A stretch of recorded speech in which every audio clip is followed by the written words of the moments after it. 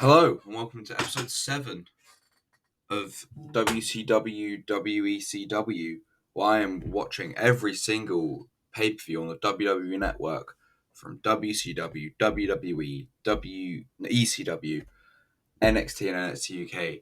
Today we're at Starrcade 1986. Now this is a very long show, with it being on the network, it being just under 4 hours.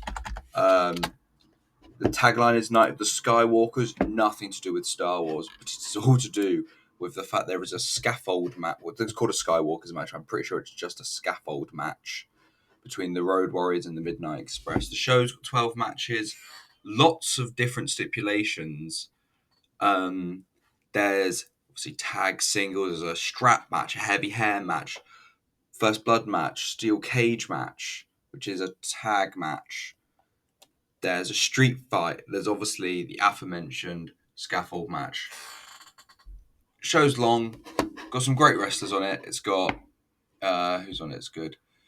Will McDaniel, I've seen before. Tully Blanchard's very good. Dusty Rhodes, the Hot Mama, the Rock and Roll Express. It's got the Arn and Ole Anderson.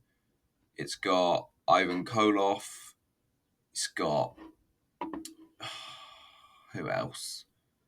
It's got the Road Warriors and the Midnight Express. It's also got Ric Flair and Nikita Koloff, not the other Koloff, for the main event for the NWA Heavyweight Championship. Without further ado, this pay-per-view is nearly 4 hours long. This video is easily going to be an hour plus.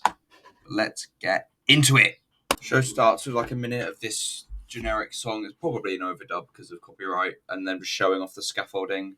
And the lasers now after a man who's going to speak. Sky basically says, welcome to... He doesn't say that. He says, welcome to Starrcade 86. And he refers to it as the premier wrestling event of 1986. Now, unless it goes absolute bollocks, that would be right. Because I'm not sure if in the last video, WrestleMania 2 sucked. So hopefully this is better.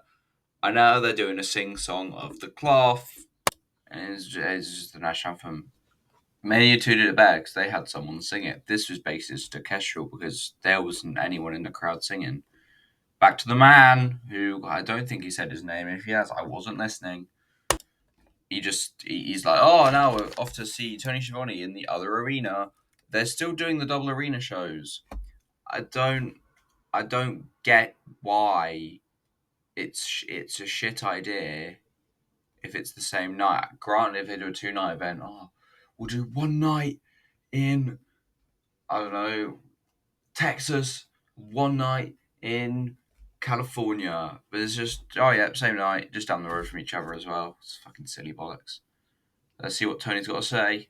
They kind of just be like, can't wait to watch the Skywalker match tonight. Just call it a scaffold match, silly bollocks. But yeah, now I think we've got the first thing in the other arena, and I think it might be in different states. I don't know Atlanta and whatever Greensboro is. Someone does somewhere. 'Tisn't me. Weaver and the other lad, I can't remember his name, Bob probably, they just run down the matches they have at their half. And yeah, I think they've got all the mental stipulations. They got hair versus hair, they got first blood, they have a strap match. But yeah, I think the first match now, woohoo, it's a tag match. Not woohoo McDaniel, just woohoo in general. No, nothing for these guys. They haven't even got announced over the speaker. They're just kind of in the ring and the match is starting. I don't know if it's for... I'm pretty sure it's just one of the only straight-up matches. Yes, it's the tag team match between Tim Horner, Nelson Royal versus Rocky and Don Canody. Canodle. Who cares? Let's see how the match goes. Oh, this show's one of those ones with the really... this arena, because it's obviously a 2-arena show. Is the rings make a stupid fucking noise. I mean, obviously by the end of the show you get used to it, but it's really jarring right at the start. Anyway, this match has actually been not too bad for a match in 1986. This was a quite good match. I think that I prefer... So, I hit a disclaimer. In the modern days, in 2024, I only watch WWE because I have no easy way of watching AEW because I ain't paying for 2 subscriptions. I don't remember how that correlated. I was thinking that much. Oh, because I like this WCW style where it's just here is a very good match. The story and like I think this WCW is akin to modern AEW where it's just here's great wrestling all the time, and WWE back then and probably similar now is a lot more. Here's the pomp and circumstance. I mean, look at WrestleMania 2. And I've probably already brought it up, but it was celebrities with some wrestling in between. There was a guest fucking everything. I was surprised there wasn't a guest cameraman at one point. But this was a really good little, not technical, because it's still the 80s, but a lot of good moves. I'll give this 5 out of 10. So 2.5 stars if you're keeping count, which no one is. So I forget to tell you that the fucking other people rated them, and I don't care. You can use Cage Match, you can use the Wrestling Observer. I'll bring it up if it's a big one, like if Dave Meltzer gave this a 10, or oh my god, Cage Match gave this half a fucking point. But like, yeah, I don't care. Anyway, let's see if there's any post-match shenanigans. Oh yeah, I'm pretty sure Horner and Royal won. I didn't know who's who because I wasn't listening. But yeah, it was a good little match, 5 out of 10. Let's see what is happening next. Only one of these lads gets an entrance. Guess who? And if you'd guessed the man that's not in the sparkle clothes, you'd be wrong. I don't know his name. They didn't announce it. I assume he's going to win because he got an entrance and the other guys just stood there. But let's get into the match. They're probably going to tell me who it is, so I'll be able to give you a little update on who Sparkle Trousers' his real name is. Because it's either Brad Armstrong or Jimmy Garvin in a singles match. But yeah, let's see how it goes. Ends in a time limit draw. This was a good little match. I'd say quite technical. Lots of pins and bars and locks. And so I give that 6 out of 10, 3 stars. Not 56. I want to put that in my little spreadsheet. That was a good little match. I assume there's going to be a post-match beatdown because it's a draw. But yeah, a little sleeper. Good match here. What's next? What's next? Next match is Hector Guerrero and Baron Von Rascal versus Shaska Whately and the Barbarian. But I'll assume this match won't just end and that match will begin. But let us see. A little bit of post-match. They're like, oh, we can beat each other. A little fighty fight. The heel, I'm pretty sure, is Jimmy Garvin Sparkle Pants. Is like, oh, lucky my missus has held me back, otherwise I'd get you. Which would make you think he'd have probably, if that were true, he'd have got him in 15 minutes. But you know, next match is that tag match I just mentioned. Let's see who gets entrances. Ooh! These guys got some music, but the entrance didn't really pick them up. You can't just get to see them walking like into the ring and jumping in the ring. But the match is about to begin. Yeah, let's see how it goes. Ooh. This was a pretty decent match, but with an ass finish because the guy kicks out a 3.1. Baron, the German character, I think Goose stepped, I don't know, pinned one of them. Basically, this was Hector Guerrero just being one of the most modern looking wrestlers I've seen so far in all of the series. Finish a bit I'll probably give it a good 4 out of 10. Not knocking how good Hector was, but it's like this modern style flying dude and these 380s brutes. Anyway, there's going to be a beatdown angle because I know there is because I watched like 2 seconds ahead. But let's see what happens in the beatdown. There's a bit of a beatdown. They do a diving headbutts and kicks and whatever to Baron Von Raschke, but I think that's kind of it. Yeah. I assume there's going to be something in between the next match, this match, and the next match, but I don't know. It might not be. You don't know. Weaver just interviews a door. He says Dusty Rhodes isn't passing comment. He tries to get a comment, and he doesn't pass comment, obviously, because he's trying to hide. Next up, we have the Kansas Jayhawks, who I'm going to assume is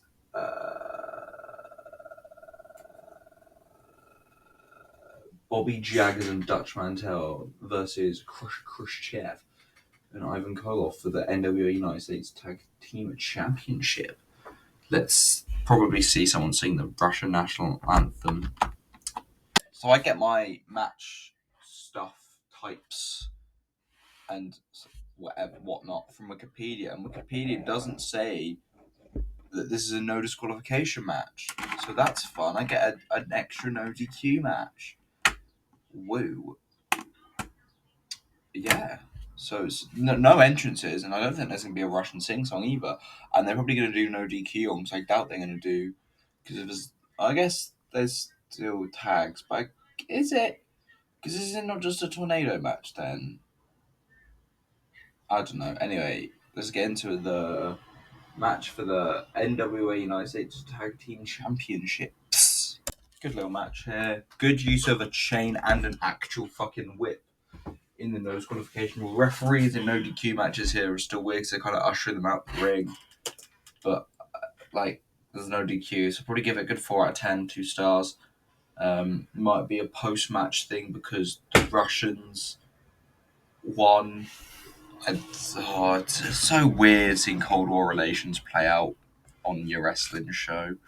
But yeah, is there any post match? Or are we gonna go into the next segment? No post match, straight into the next match where Rick Rude comes out to what I can only refer to as actual porn music. Like Jesus, I know his character was ravishing. He is walking out to the music that is played in a 80s porn, I would presume.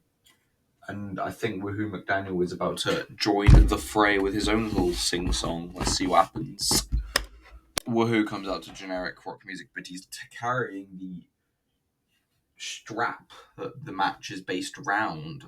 I assume it's going to begin without any more moments. So let's get into it.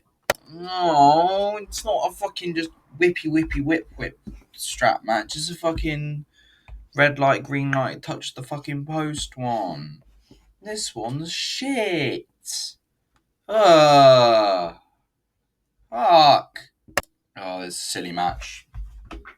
The bell didn't ring for ages, so what happened was Woohoo got 3 of them, then Rick Rude pushed him into the 4th, counting, but the bell didn't ring, and then they kept on, then he kept beating him, and then Hector Guerrero and the German lad, Baron von Raschke, came out to help him. 3 out of 10. Star and a half, because the match is silly. And the bell didn't ring for ages, so I was like, because technically he hit them. Commentary said he hit him, but the bell didn't ring. So yeah, Woohoo McDaniels is the WWA Central. No, don't listen to that. That's the next match. Next match is the NWA Central Heavyweight Championship between Sam Houston and Bill Dundee. Let's see if there's anything between the bell ringing and that. The Russians give a promo. I think they have some beef with the other Russian, Nikita Koloff. I think it's Nikita Koloff. Could be Ivan. Whichever one this isn't. They're like, oh, we want you to beat Dusty Rhodes so we can beat you. So yeah, that was Ivan and Nikita Koloff. All the Russians have all the Russian gimmicks in WWE and WCW have the same fucking name. They're like, oh, we want the American dollar. And then there's the really American guy who's like, yeah, I want you to beat Dusty Rhodes, Ric Flair, and I want the next match. Now we're back in the ring with Tony Schiavone. No entrances for the Central State Heavyweight Championship match. It's Bill Dundee versus Sam Houston. Let's see how it goes down. This match kind of just happened. It wasn't bad. It wasn't good. It was a match. The finish was kind of clever. The guy used the boot and got found out. I give it probably 4 out of 10. What's next? Do I have a nap? Nah, probably not. What's next on the show? The next match is hair versus hair. But also, it's a fucking fucking shark cage match. Oh, I wonder what the Raging Bull's gonna fucking do. He's gonna throw something that the other person catches, therefore leading to his own head. The people fighting, it's not even for their hair, it's for their fucking managers.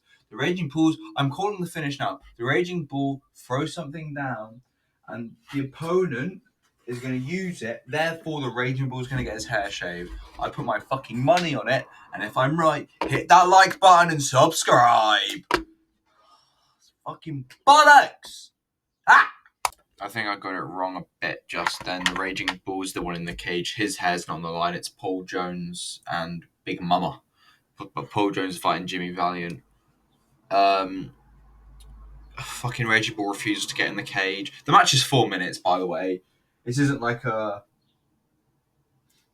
15-20 minute classic. It's not got a rating on cage match.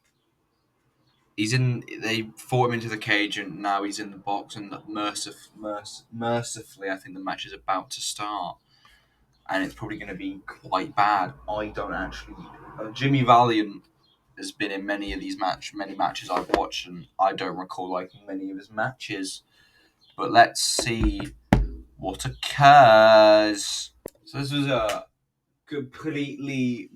I was wrong, okay? They didn't do the silly shark cage spot. That doesn't make the match any good. It gets 2 out of 10. And for one reason. The refs on this show have been good. They've noticed dodgy pinfalls. In the last match, they noticed the boot was used as a weapon. Here, as you can see on the screenshot, the ref can clearly see that Jimmy Valiant has used brass knuckles. He can see that with his eyes, but doesn't call it. He counts the pin. In this same match, he saw his foot was on the rope. So either have smart refs who see everything, or refs that see nothing. Anyway, we're about to watch fucking Paul Jones get shaved. Bollocks to it.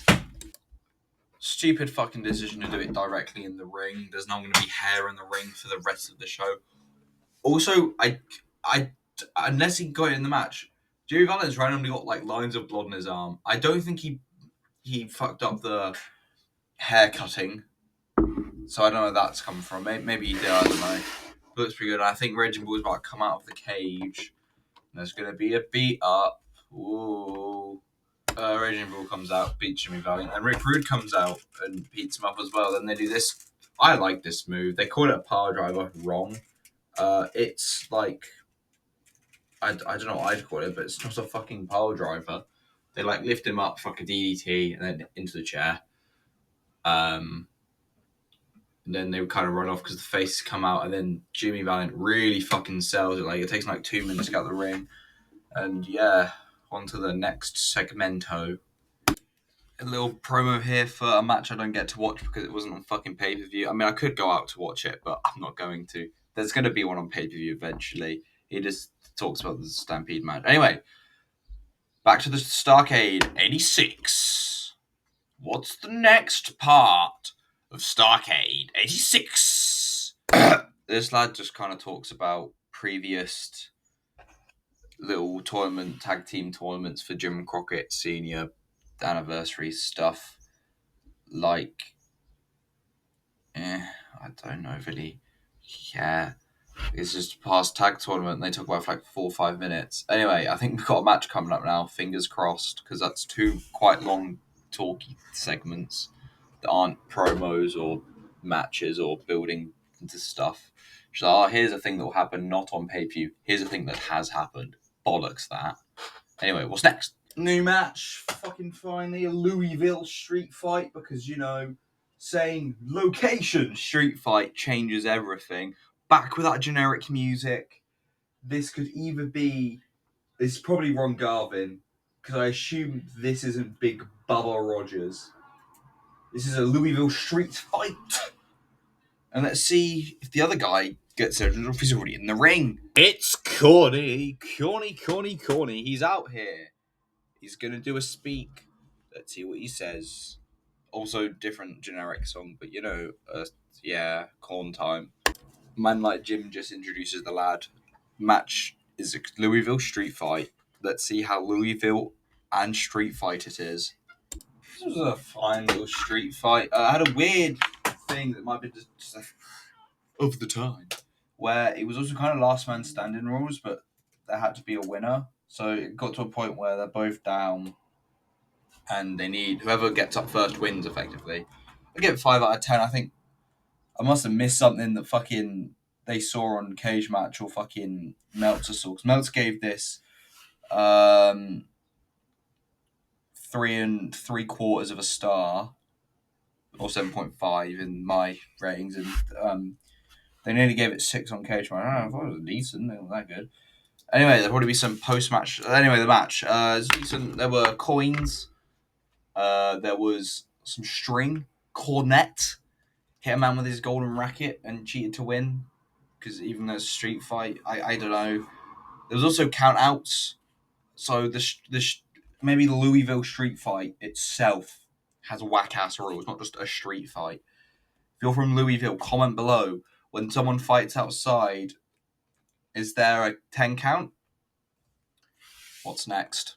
Tully Blanchard walks out for the NWA World Television Championship first blood match to generic music, the one we keep hearing. I say I'm here watching this alone. And I just realised he looks a bit like Jello Biafra. Anyway, Dusty Rhodes, Mama. He's up next to see if he gets any good, if he gets music, or if it's just bollocks. A proper long entrance here for Mr. Rhodes. He starts in his room. He gets like a Goldberg thing, but without the security guards. He just kind of walks down the thing, comes out, and you can see maybe on his head, just above his ear, it says Tully. That's weird. This is a first blood match. I could probably put money on who's going to bleed first. It's Dusty. Probably. But yeah, we're going to get into it for the NWA World Television Championship. That's quite fucking stupid. They've just fucking got rid of the bit where the blood would come from. I wonder who's winning this. It was some really silly bollocks. He put grease on his face and... Oh, it's just stupid shit. Dusty's obviously going to lose. He's Dusty Rhodes. He's bleeding is his thing. Look at his sons! Anyways, finally the Bill's fucking wrong. This was a screwy match. There's 2 ref bumps. And then during the second one, Tully starts to bleed. Before he gets up, JJ has made it look like he's bleeding. There's all the refs down for all of this, and then he makes Dusty bleed. Ref sees Dusty first, strips him, gives the title to Tully. 5 out of 10. Again, yeah. Anyway, let's see what's next. Time for the match. The show's named after the Skywalker's match, which is just a scaffold match. It's Hawk and Animal versus Bobby Eaton and Dennis Condrey. It's the Road Warriors. That's the Midnight Express.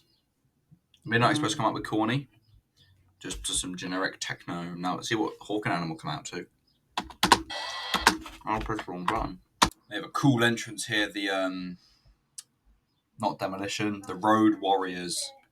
They've started climbing the fucking scaffolding. I think the match is just starting straight away, man. What the fuck? Well, what the fuck? So they climb it and the fucking pole just breaks. I'd shit myself on the spot if I was Hawk and or Animal. That's a very red flag moment. Oh no. I hope this match doesn't involve someone fucking nearly dying. Shit. This goes so fucking hard. Ref just announced rules. You have to throw someone off the scaffold. That is attempted fucking murder.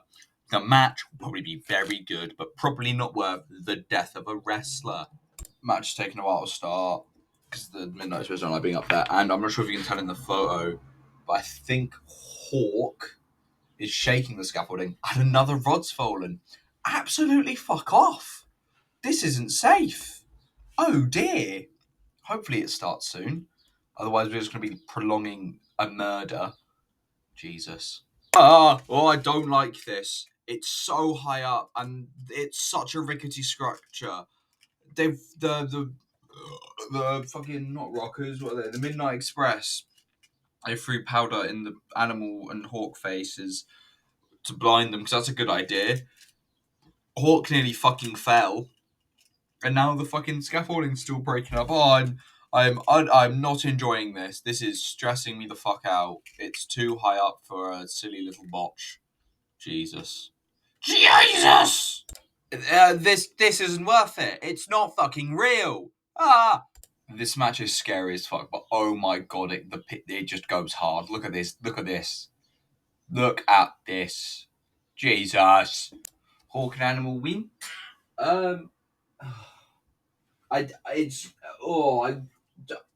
Look, I don't know what to say about it. I give it a 5, probably 5 out of 10, because I did like the finish. That was good, and but there wasn't much wrestling. A lot of it was just, oh fuck, don't die.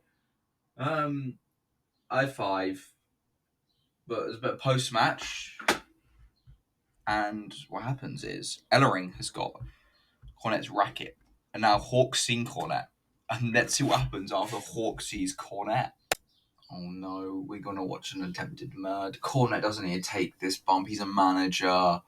Oh dear, how's it end? Okay, thank God they didn't just launch him off the top. He did the thing, everyone did a little pencil jump from the top. Jesus, that fucked me up, man. Good. Oh, because I know ECW do scaffold matches. A New Jack admitted to trying murder someone, so in my head, everyone just tries to do a kill.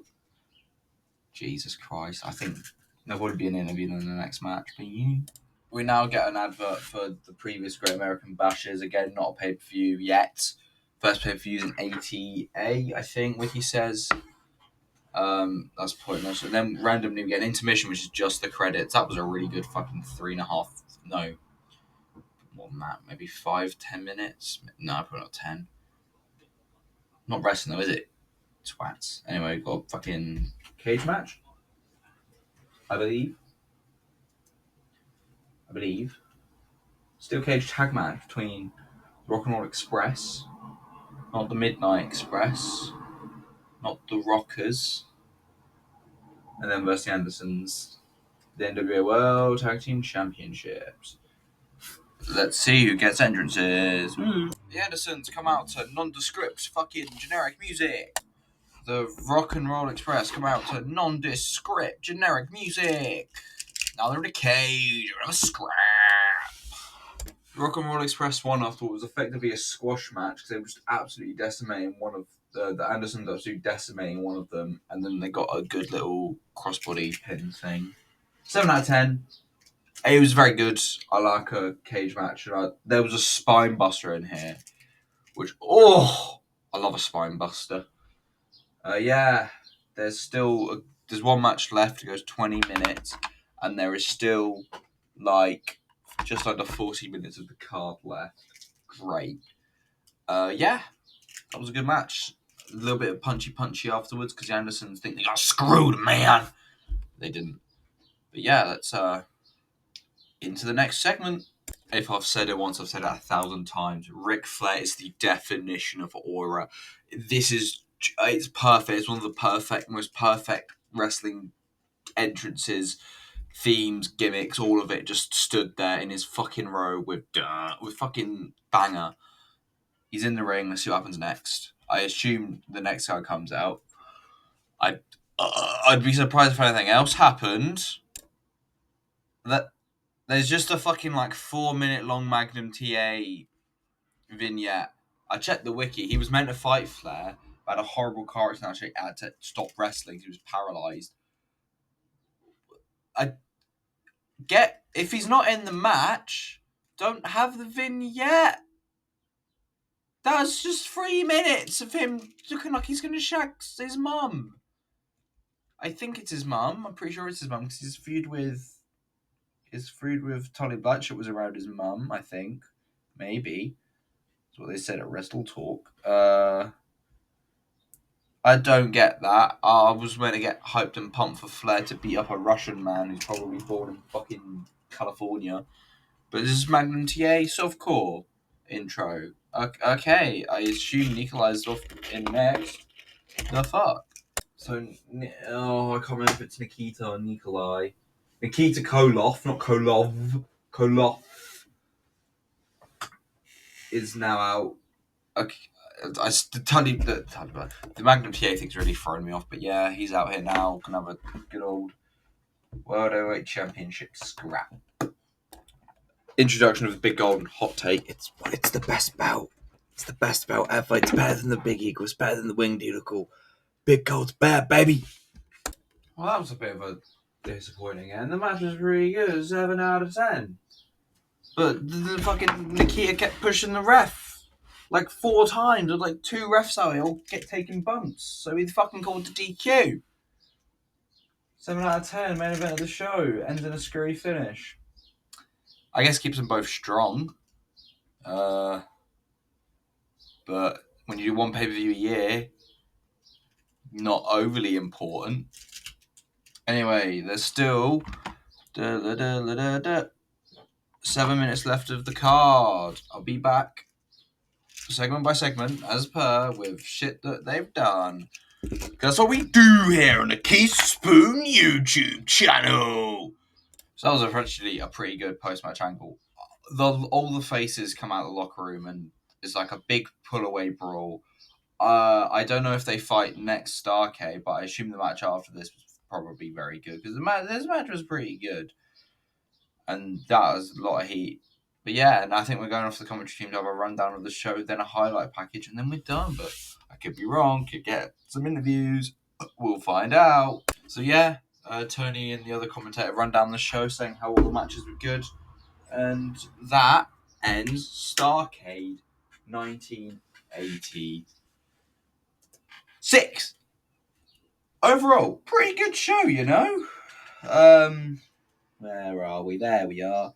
So yeah, I'd say the best matches were the last 2, the Andersons versus one of the Expresses in the cage, the Flev Koloff match, and also that 15-minute singles match draw, Brad Armstrong versus Jimmy Garvin. Overall, pretty good show. You know, a lot of variety. Can't say you got bored by having single match after single match after single match. It was pretty much some form of stipulation on every match, except like 2 or 3. But yeah, that was Starrcade 1986. Next time, we go ahead a year to 1987, but to a different company. We're going to fucking WWE. WrestleMania, baby, woo! WrestleMania 3. The one where Hogan slams Andre. And for the life of me, I'm pretty sure that's it. I'm probably missing something. It's probably a Savage match. I don't know when Ultimate Warrior pops his head in. But yeah. Thank you for watching. If you've gotten this far in, do like and subscribe and definitely comment because I will respond. I have 37 subs as of making this. I might have more by the time this is posted. I won't. But yeah, thank you for watching and I'll see you in the next one.